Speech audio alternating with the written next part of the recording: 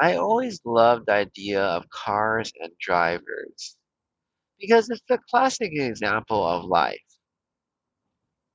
We say, oh, look at that car. What's wrong with that car? And what we actually mean is the driver. You look at that car and it may be fast, but actually, no. What determines whether it's fast is, again, the driver.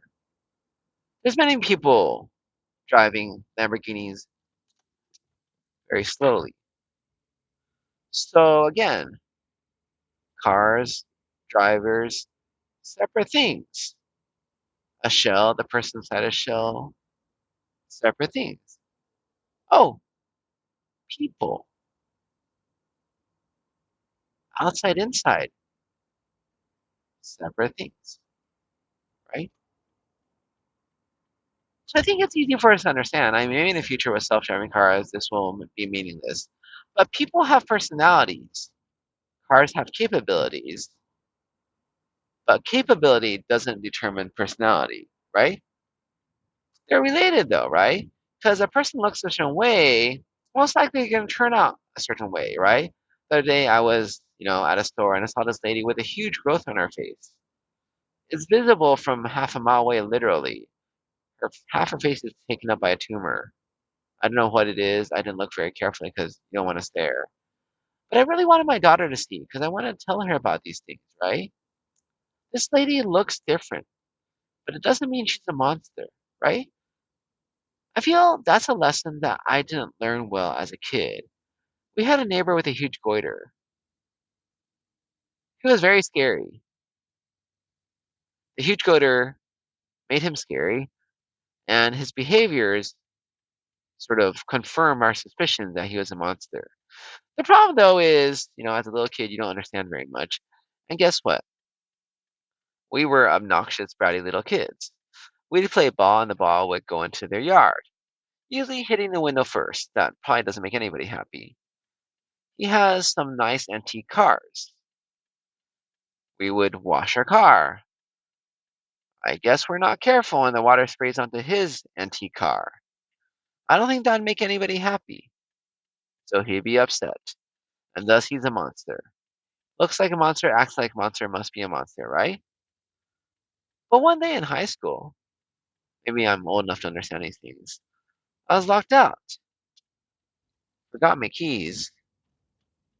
How do I get into the house? Right? So there's nobody home. My parents are all at work. So I asked the neighbor. He lent me a screwdriver so I could pry open the screen and climb in from outside. He was very nice. Didn't scream at me. He looked the same. Still had this huge goiter. But I realized he's not this bad guy. He has interests, all these things, right? And that's a common children's story, shall we say, right? Theme is repeated over and over in different versions. But here's the thing. There is a relationship between outside and inside. But we're always taught that the inside counts, right?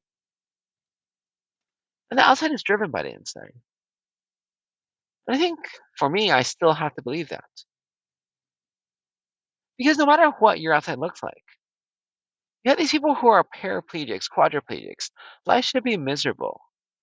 This guy who has issues and thus he's basically a dwarf. Oh, and don't forget he doesn't have any limbs. He's missing literally 2 hands, 2 feet, has stumps. You might have heard him. He's an inspirational speaker. Got married. I think they probably have kids now. How does that work? Why shouldn't he be miserable? He should have all the rights in the world to hate life. And say, look at what life's given me. And we all nod our heads and commiserate. And he didn't. You're telling me that his outside gave him the ability to be this person inside? I don't think so. It doesn't work that way. It's easier to be this or that, depending on how you look, right? But a lot of the really nice people, see the pretty people who are really nice because they've always been treated really nicely, deep down inside, they may not be that nice. They just generally aren't that nice. There's very ugly people who generally are really nice, even though everybody treats them horribly. It's still the inside that counts.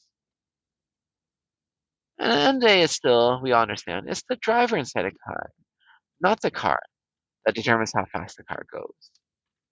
It's just that simple. And cars are a great analogy for it in today's day and age. Car, driver, separate things. We see the car, we don't see the driver.